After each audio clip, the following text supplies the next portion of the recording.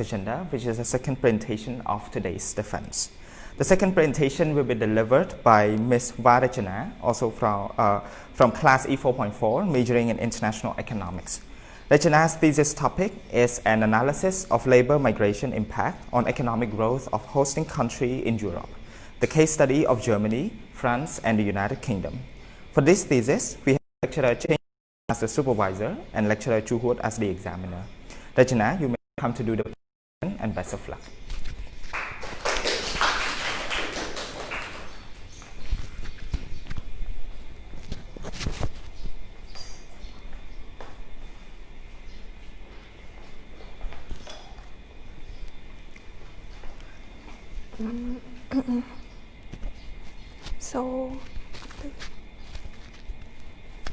So good morning, lecturers, and good morning, everyone. So my name is Rachna. I am from E4.4, majoring in international economics. So today I'm gonna present about my topic, which is the labor migration impact on the economic growth of the hosting countries, namely Germany, France, and UK.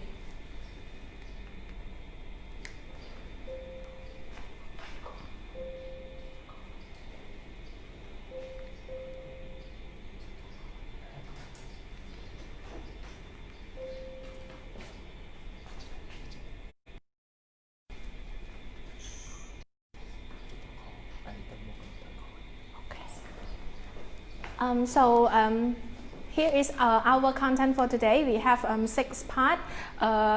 Without further ado, let's move to the introduction part.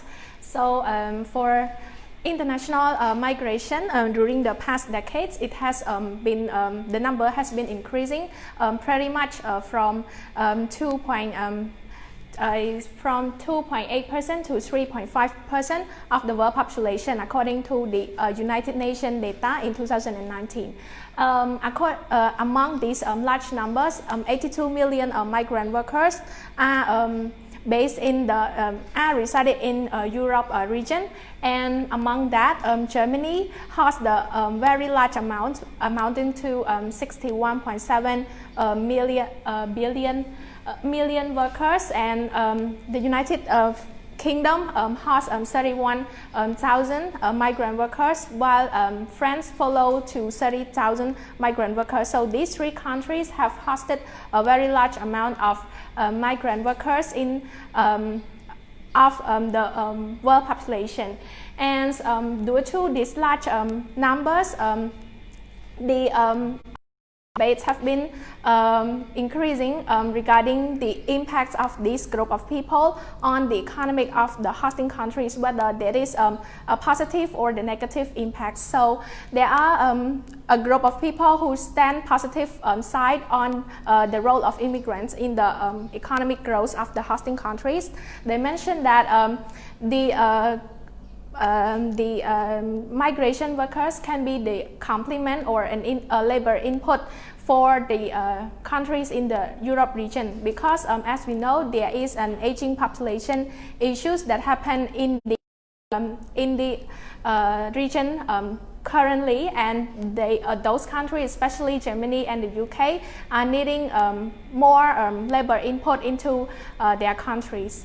Also, those migrant workers can also contribute to the public finance of the countries. According to European economic areas, the immigrants there contributed to amount of 22.1 billion pounds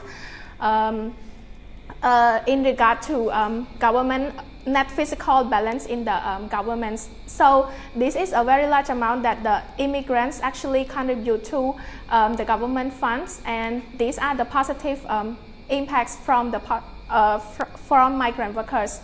The negative side, however, still take place. So the concerns regarding the unemployment rate increasing of the native workers, and also the replacement or substitute of the native workers by those immigrants come in is also very high. Like the immigrants workers can replace those workers very highly likely. So these concerns have the controversy between positive group and negative group on the role of immigrants have made it hard for the government of each country to control on their immigrant policy or whether they should how they should take side in contributing to the immigrants policy in their country. So to address this, this paper is gonna study on one significant impact of the immigrants, which is economic impact of those immigrant workers on the hosting countries. So, so our research question is, does labor migrants have an impact on economic growth of the hosting countries in Germany, France, and the UK? Moving on to the literature review, there is two parts, which is theoretical framework. So based on the augmented solo model, they have mentioned regarding the impacts of migrant on the economic growth as well. While, however, they specifically look into the level of education of migrant workers that going to the countries, like if they are high human capital with them, so they have a very high productivity that can contribute to the economic growth in the country. One more author, which is by Borjas, 1995, he has studied the impact also of unskilled migrant workers on the government, on the economic growth, by mentioning that the unskilled migrant workers tend to take a lot of benefit from migrant workers from the government funds rather than the higher skill one, because as we have known, the higher skill migrant workers tend to contribute better for the productivity in the country, while the lower skill one cannot. So, but the lower skill one tend to be the one who use a lot of public services because they are incapable of being independent on their own. So Borjas also mentioned that immigrants reduce the income of native people who struggle for employment. As I mentioned earlier, the immigrants workers tend to have more capability than the native people who struggle for employment. So moving on to the empirical studies that have been conducted regarding the impacts of the economic growth, there are certain groups selected paper who study on the positive effects of immigrants on the economic growth. And according to Dadus, he mentioned on the labor input that the immigrant workers have served in the labor production or the trade specialized production in the country that they are going to. So when the hosting countries lack of employment, so these people come into to the gap.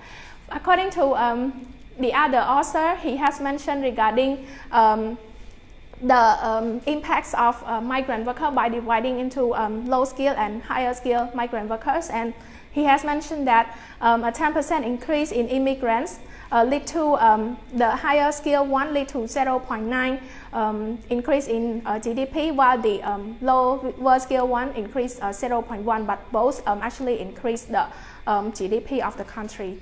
However, if we look at the negative side effect, we have also the papers who study on the negative impacts. So according to Borjas, 2003, his result has illustrated that immigrants reduce the wage of native workers in average of 3.2% by the different based on their level of education of the migrants.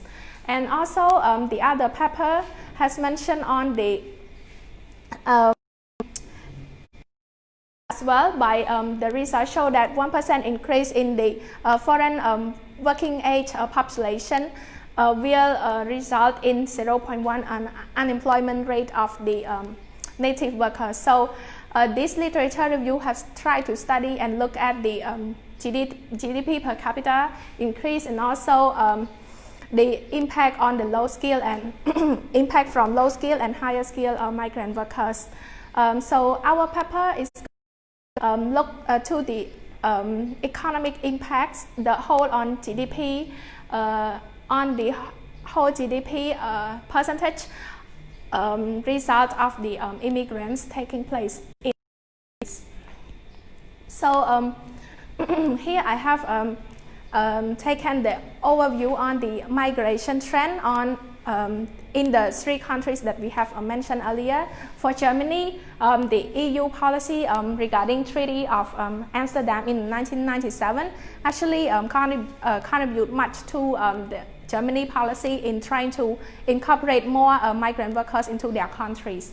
Also, there is an introduction of the policy known as structuring immigrant and fostering integration in 2000 by Germany, that they try to incorporate more 20,000 immigrant workers each year into their country as well. So from that we see that there is an increase of migrant workers accordingly in Germany. For United Kingdom as well, the British Nationality Act of 1948 have tried to allow more place for Commonwealth citizens to come into the country, and this has been increasing the country also increasing immigrant policy to try with the EU enlargement during the 2004 and 2007 that they try to that this has also boosting the immigrant numbers in the country as well. Mostly they come for employment opportunity and out the school. For France, France welcome immigrants since the post-war period, and in the law of France on 1998 on immigration has also tried to protect the right of immigrants. And the reasons is that 29% come for family reasons since before 15 years old, and those people are known as inactive immigrants. So let's move to the method of this paper. So for the study design, we have looked into quantitative research design. We do the economic regression on the time series from 2000 to 2018 based on the data availability, and we take those data from several sites of World Bank, UNCTAD, and ILO-STAT. The econometric model here, we use this equation in order to do the regression analysis, and here is the explanation of each variables, and our result simply we have received an ER-square of 94%, meaning that these dependent variables contribute and have positively impact on the GDP. And for the first variable, which is FDI, FDI as expected have increased the GDP of the country positively, and the data show as significant. For trade as well, for trade actually increased the GDP of the country. This is aligned with the author Moyes 2013 and Whitney in 2017.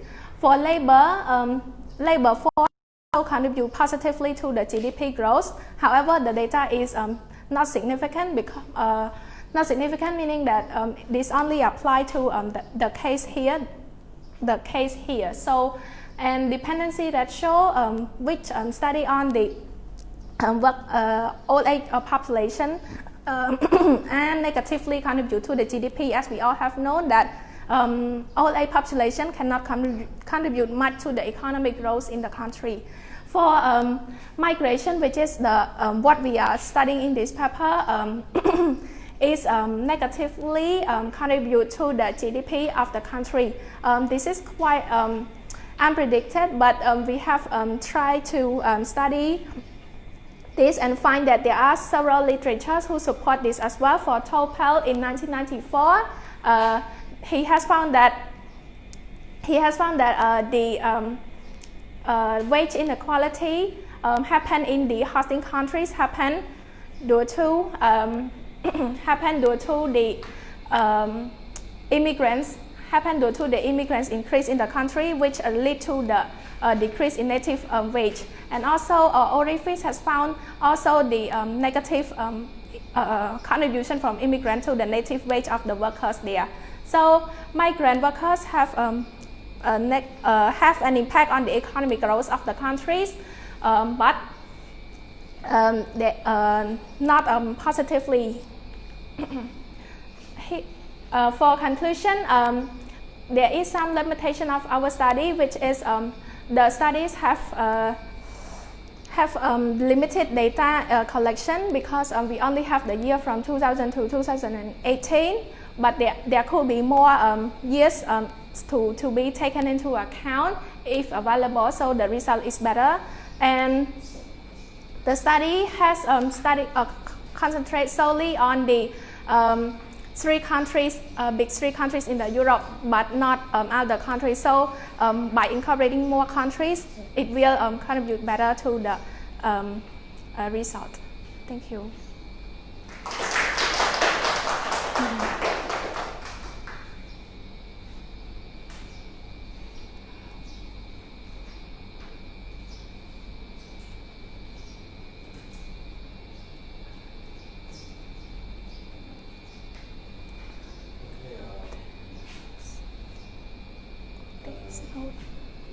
Yes, sir.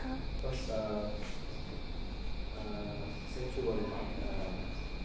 It's Rachna for the presentation on the topic of labor migration and its impact on the economic growth in Germany, France, and the UK. I have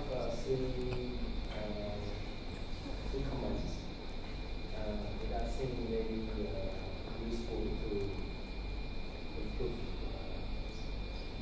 the report and also the presentation. First of all, I think you have shown I would like, it would be better if you could add the descriptive story on the change in the number of labor migrants and also the level of the GDP growth in each country. That's important because sometimes we want to feel at the beginning how it is the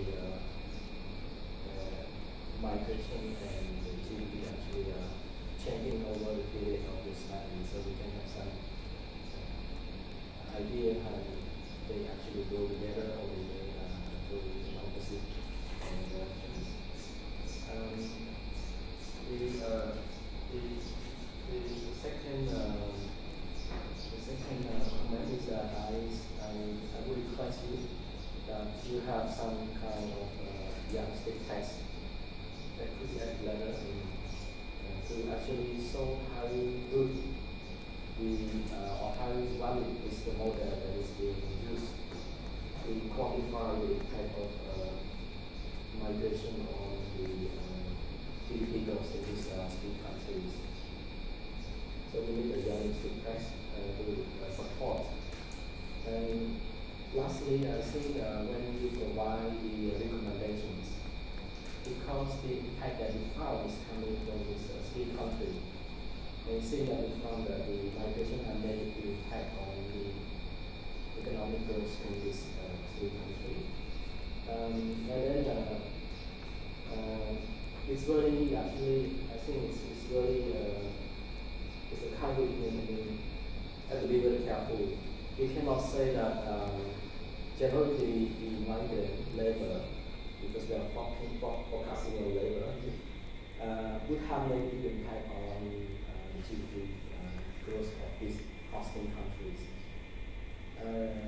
We may find this because we don't have a clear data to separate. Because we are using the labor force, which may include the employed and unemployed labor class. We could have the data that's specifically about the employment of this migrant labor, or we could have the level of education of this migrant labor. We may actually have a different story with the findings. So So it means to say that generally the migrant have negative impact on economic growth is a very harsh conclusion. So I recommend that you find a better way to express, to report the finding in a way that you don't overly charge or overly evaluate based on this finding. So I think some limitation on this was still yes. That's all. Thank you.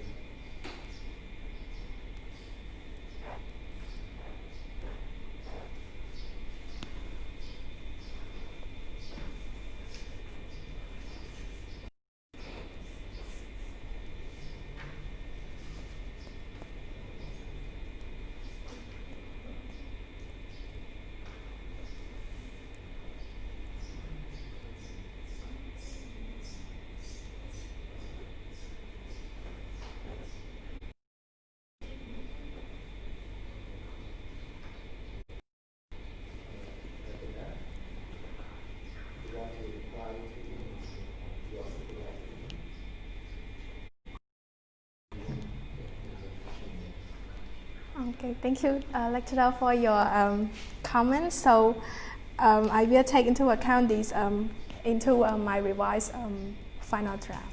Thank you.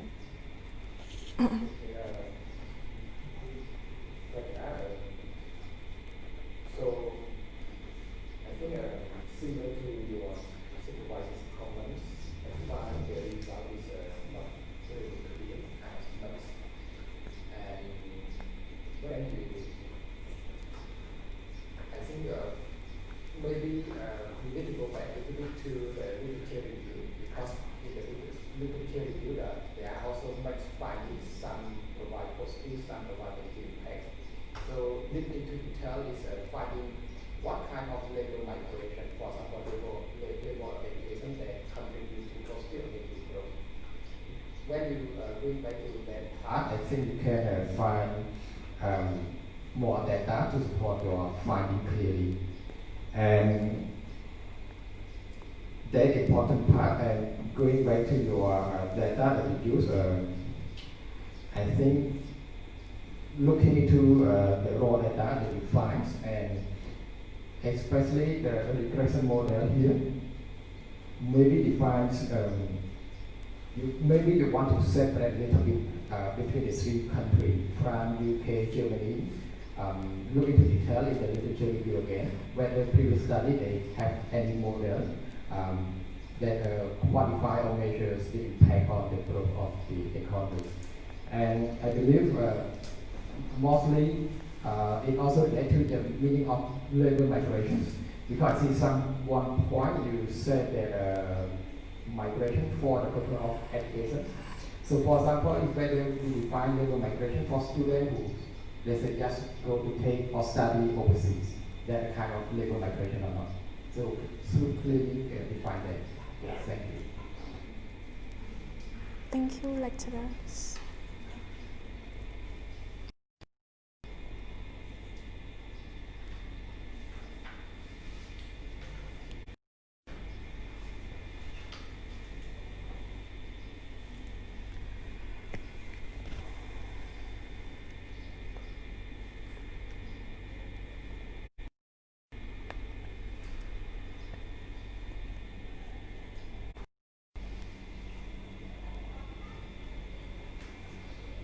Okay, back to that, I think another point is if you go back to the overview of migration trend in Germany, we see that these three countries, they are, let's say, more open to labor migration than the other countries, right?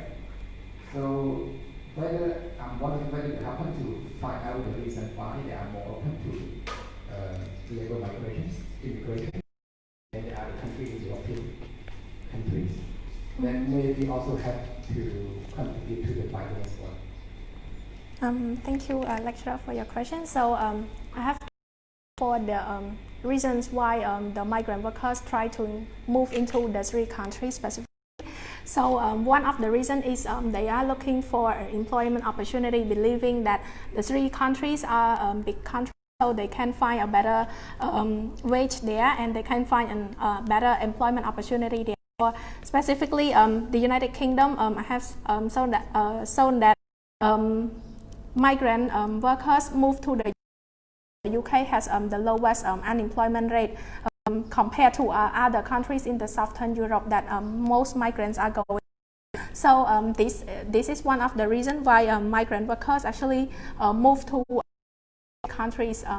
For other reasons, migrant workers, some immigrants are moving there because of schooling, and also because of the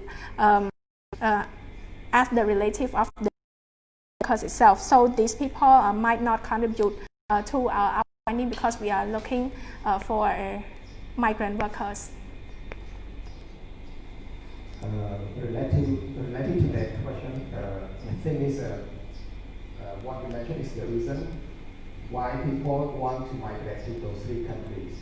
But what we want to know more is why these three countries are more open to receiving immigrants or migrant workers than other countries in Europe.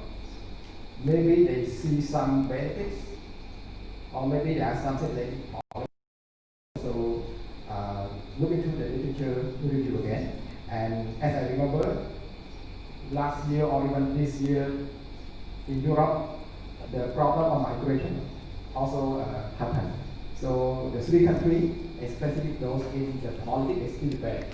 So maybe you want to look into that one as well, to find out why they are, or why they seem to be more open to receive migration workers than other countries in Europe. Yes.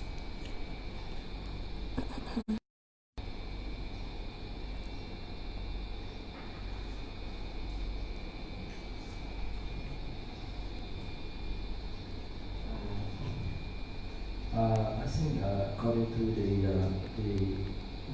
definition of being used in the definition is that migrant is the non-citizen labor force.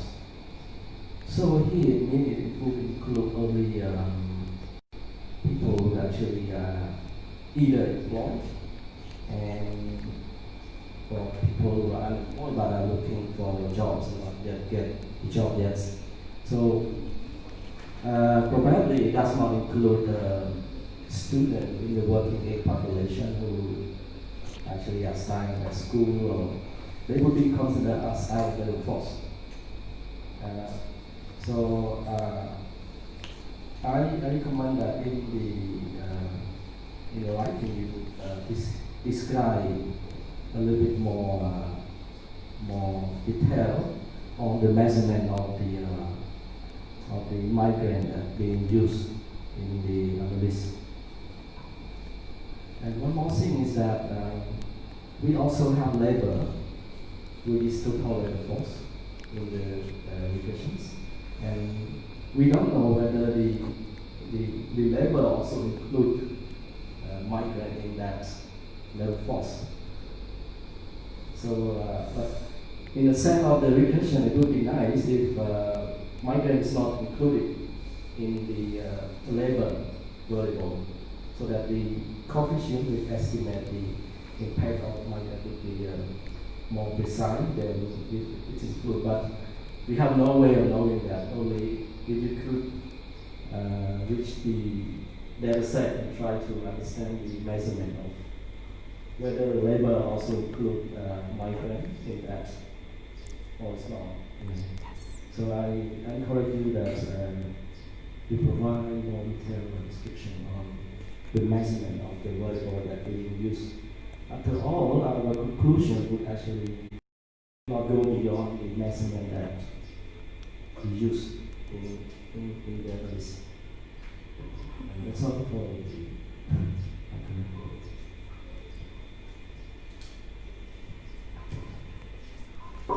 Thank you, lecturers.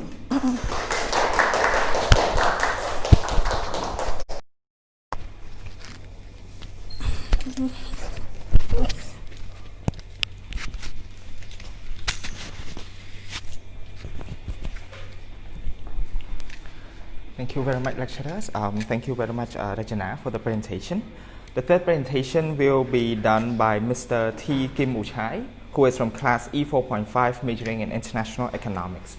Uchai will be defending his thesis on the topic of do financial markets, stock and bond, really benefit developing countries' economies, Cambodia implication. We have lecturer Chu Hoot as the supervisor and lecturer James Wood as the examiner. Uchai, you can start your defense now, and best of luck.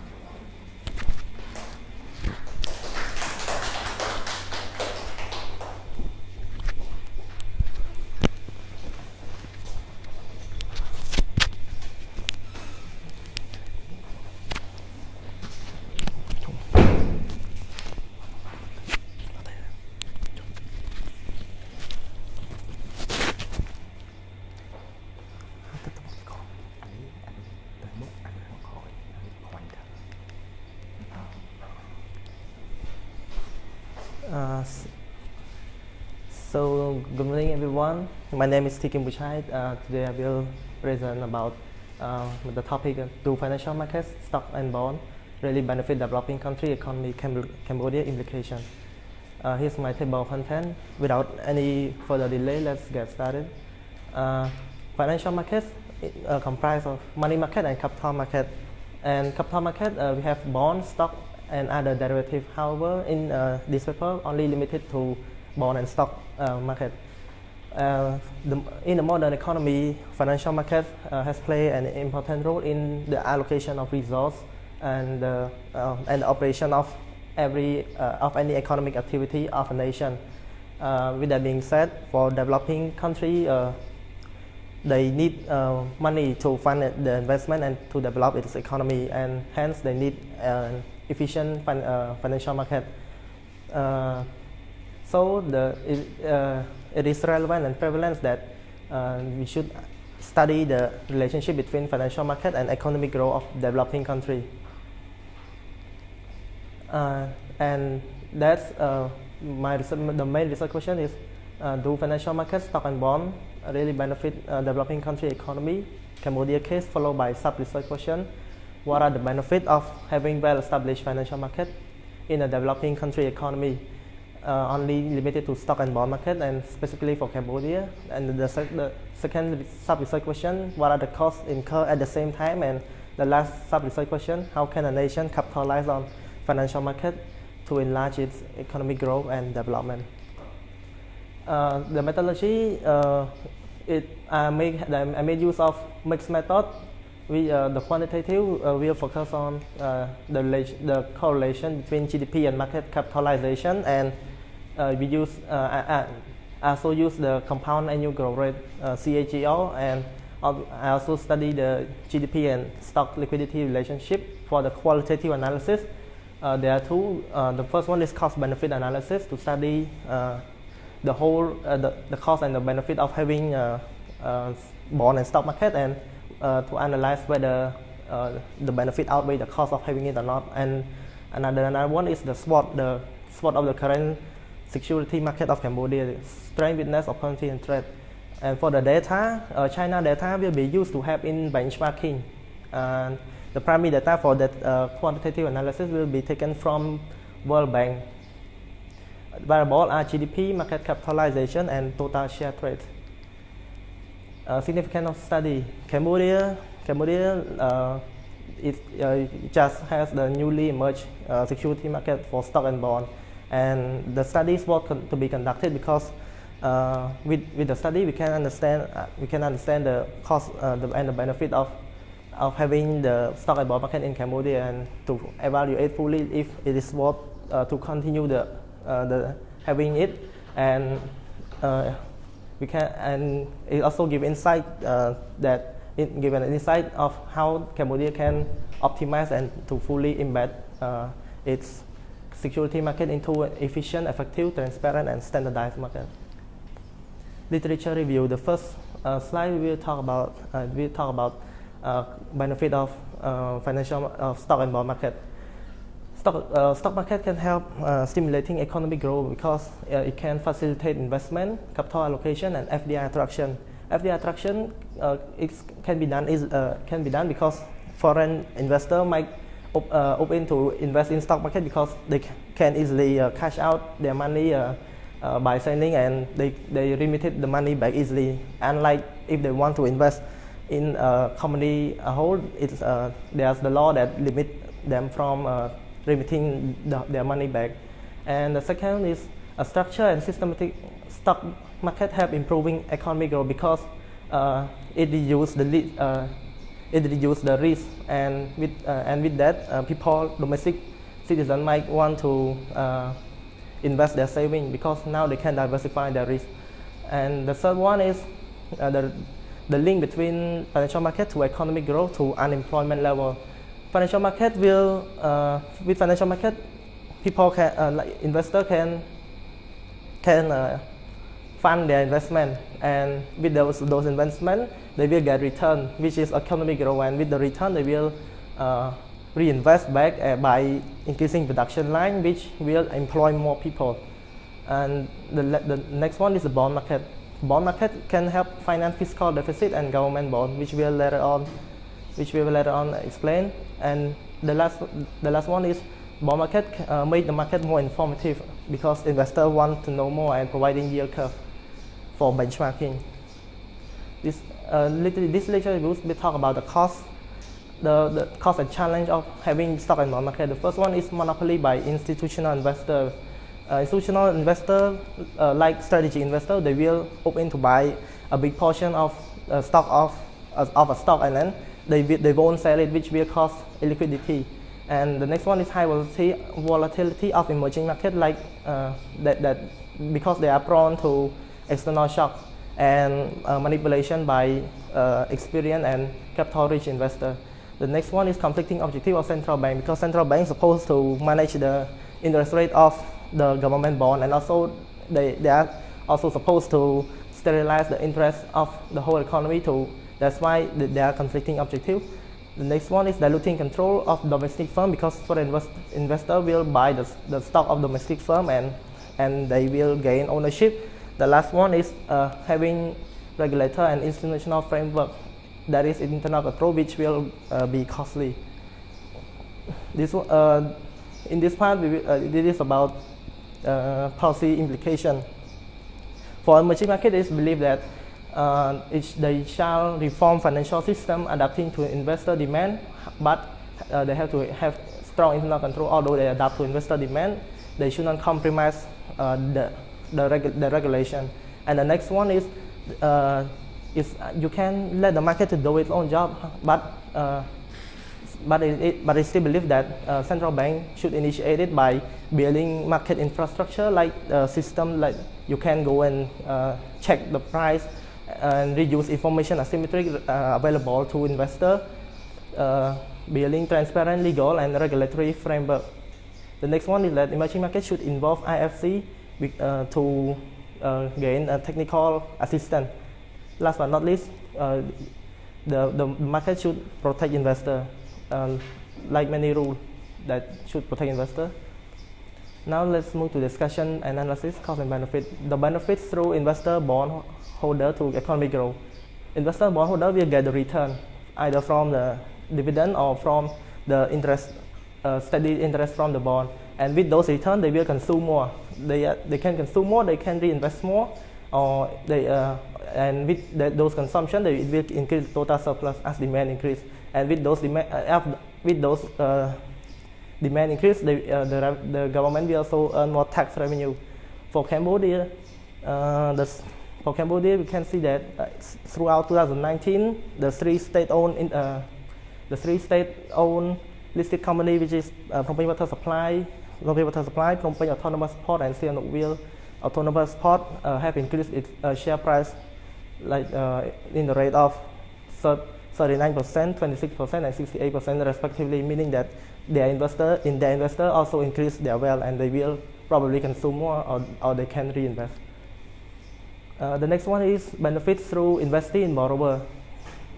Those listed companies and bond issuer will get the fund from the investor, and with the fund they will increase production line, strengthen their operation, and with that they increase productivity, and they will also hire more employee, and with those productivity employees, it will increase the total surplus as well, as now the producer side they use less cost to produce the same amount, and after that they will earn profit. With the profit, they can get the profit and reinvest. All this benefit to the economy grow and competitiveness as well. With those investment, it increases the competitiveness. Now benefits through government. Government can issue government bond. Government bond can fund their government expenditure, and also they can use the government bond to control monetary policy. Like the government can sell or buy the bond to implement contractionary or expansionary policy, and they can use the government bond to assess domestic and local funding instead of international debt, as international debt is more prone to exchange rate risk. And last but not least, establishing risk-free benchmarking for other local companies to adjust their risk according to their each individual cost of capital. And the next one is the benefit of the existence of capital market. It helps maximizing economic outcome. Using domestic saving and liquid, it's more liquid than other assets. Improvement of informative and transparent financial information and operational accountability help the local company to become more transparent. And for the cost, it's volatility, economic recession potential if the investor well due to scheme, and cost of listing, like local company have to be transparent and have to be well organized, having audited financial statement to list. And last but not least, to have a strong and rigid regulation system for the cost, which if we don't have this in place, there might be money laundering. SWOT analysis. The current SWOT analysis of the current security exchange, the first one is tax incentive. Currently, investor, those company listed have benefit from the 50% reduction of income tax for 3 years, and for the non-resident or the foreigner investor who buy the share or buy the bond will claim 50% of withholding tax for 3 years as well. And the liquidity has increased from $10,000 to $30,000 per day from 2017 to 2019. And the other side is the openness.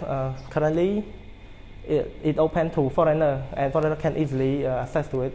For the weakness, it's not very informative yet, and it's high volatile. The government bond is not there yet, and the institutional investor is also not there. Although we have institutional like insurance company, but we need like the mutual fund and the hedging, because those they can reduce the domestic saving, and capacity building, like for informative, like build a strong regulation. Opportunity government bond is expected to be issued in the 2023, and the agreement with Thailand Securities, so that we can trade each other stock from our exchange, no need to go to there. And the opportunity is snowballing accredited bank listing, that we can use the accredited bank listing to attract more company to be listed. And the threat is manipulation and volatility. Quantitative analysis, correlation, you can see that correlation between GDP and market cap is very strongly correlated. The capital annual growth rate for the GDP for Cambodia is 8.29%, while the CAGR for market cap is 8.55%, meaning that this is more than that, meaning that it helps the GDP to grow. However, the correlation between GDP and liquidity is still weak and even negatively correlated. And here is the graph. We can see the positive correlation, and this the stock between the stock and the GDP, which is not very correlated. Conclusion: capital market really does benefit Cambodia, as the benefit outweigh the cost. However, Cambodia should develop the current one into a sound and firm market to reap and maximize the benefit by capitalizing on the strength of an opportunity that was presented just now, and tackling the weakness and threat, especially to having more institutional institutional investors so that it can improve liquidity. Although the current liquidity of the security exchange has improved, but it is in absolute term. But in relative term to the market cap of the security market, it is still far away. But the study only take into account until 2018. If we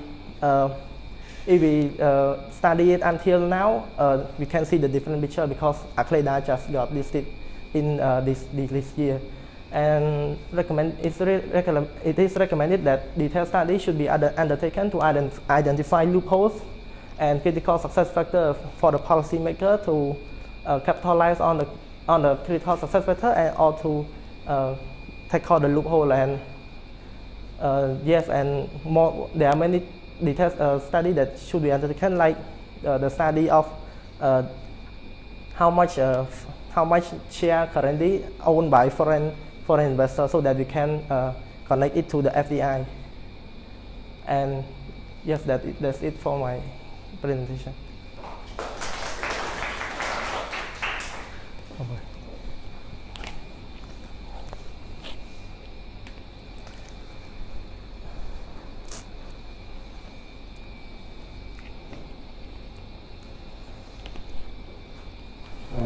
Thank you, Rachna, for very interesting topic on the stock and bond market and the impacts and implication for Cambodia. When I looking at presentation, I see you have 3 research questions, and then you present several analysis method which is being used. But I'm not sure what is the purpose of using each method of analysis and the connection with the question. What I mean is that, for example, question 1, which looking at the benefit that financial market would actually have the economy. So what kind of method being used to answer these questions? So that's, I think, if you could actually provide that kind of thing, it's easy to see the connection with the finding and the question, and that your question has been answered in your research or not. My second question is that I saw you use the method of CBA cost-benefit analysis, but when in your presentation, it seems you only list the cost and the benefits. As far as I know, the cost and benefit analysis, it means is a method which should be used and with clearly measurable monetary units. In other words, if we have the financial market, stock and bond market, how much would be the cost and how much would be the benefits, and what is the difference which we connect, so we can come up with a clear conclusion. Does the benefit overweight the cost or not? But in the presentation, it seems that you only list the item which should be counted up as cost and item that should be counted as the benefits. But the conclusion is that it says it's really the capital market really does benefit Cambodia, but how sound, how strong is the conclusion that we have a connection with the method and we use? I think it's really important. So if you could in your advanced draft, maybe you can add more connection and explanation and each kind of conclusion is coming from.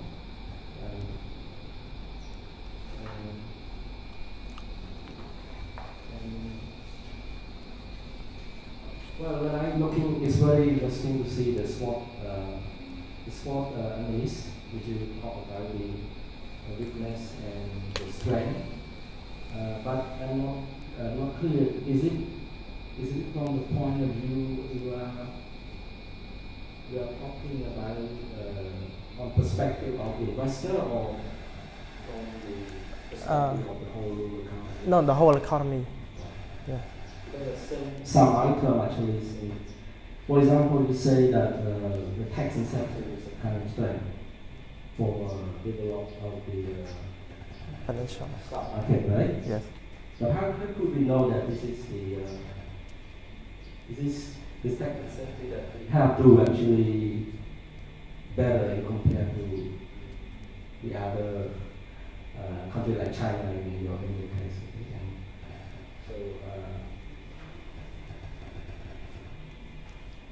So it's lists a lot of things, but one more thing is that I think some kind of question. It seems like you need to have the right person to give the answer so that you can address your research question. And I think that sometimes it's kind of only from your opinion. It's not being supported by for example, if we to ask the people who buy the stock or the bond in our stock chain, we want to know better that whether it's really efficient, whether information is efficient enough, whether we actually get benefit or not. I think that should be the right person should ask. So, in some sense, I feel that your question needs information, and it do come from the right person that in order to help you answer the question. So I think maybe we can actually try to add more information to justify the source information we use and the connection between the analysis and the conclusion to make the research more stronger, more valid. Thank you. Do you have anything to add? Like you asked about the link between the research question and the analysis method, like the cost benefit. Since my sub-research question asked about the cost and the benefit, so I should use the cost and cost benefit analysis to show the benefit and the cost of having it, and it is actually supported by evidence of Cambodia, the current one, the current stock and bond market of Cambodia, and the SWOT is used to answer the third sub-research question, how it can capitalize on its current one to achieve economic growth. Okay, in China, thank you very much for your presentation. I think you can clearly explain your research methodology part, especially if you can, let's say, separate among the three sub-research questions, which one you will, let's say, use qualitative methods to answers, and what are the sources clearly, and which one you want to use quantitative methods. That would be better. And other thing is you should clearly in the literature review clearly outlines the benefits, the cost, and I think if you go deep into literature review part as well, there may be some policy recommendation, especially for developing countries to establish the financial market, stock and bond market. So go back to the literature review part, clearly outline it point by point, and then it can reflect to your research methodology as well. And the other thing is because you mentioned China, so maybe you want to add the part of lesson learned from China, let's say implication for Cambodia.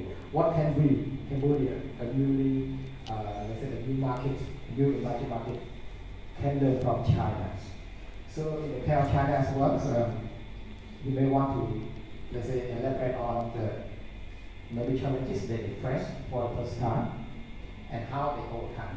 And you can use that part to, let's say, make your policy recommendation for Cambodia as well.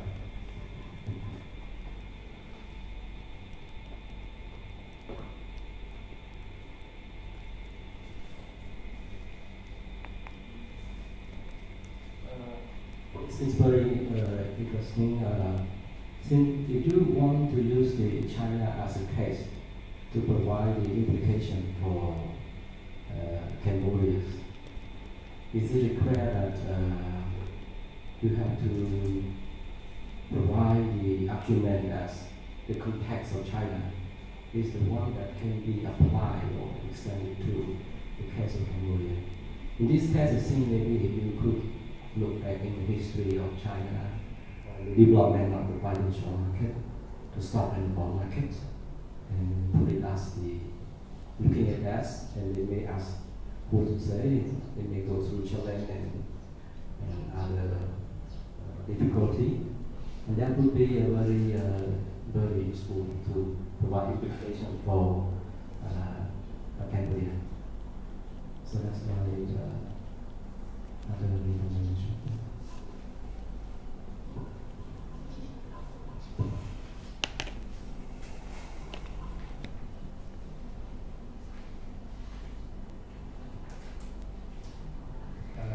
Just to add on, lecturers of comment. When we look at China, look at the history and especially the conditions, maybe we call preconditions during the time when they established their first stock markets. As I remember, maybe the time that China established stock market, maybe the condition could be worse than in terms of politics and the economies. But somehow we can still get some point to follow. So clearly point those point out in your devices. Okay? And the SWOT analysis, you need to elaborate more on that. Take credit, or maybe you may, let's say, from the perspective of the listing company of the issuer and Western, and from the perspective of the government. So you can point out costs and benefits. And if you can try to quantify the costs and benefits in order to get the net cost of the net benefits. So try to find more data. And then if somehow, I believe it could be difficult, so state in your limitation of the study. Okay? Yes. One last comment is that when talking about stock and the bond market, I wish to see the current situation. It would be nice if you could read the presentation, you could have a number of companies listed so far and a period that impact from this true number of the companies to be here, and also the development of bond market in other countries. So it would give more detailed information. Actually, I have it in my paper, but because it's only 15 minutes, so I've saw almost everything out. Yes.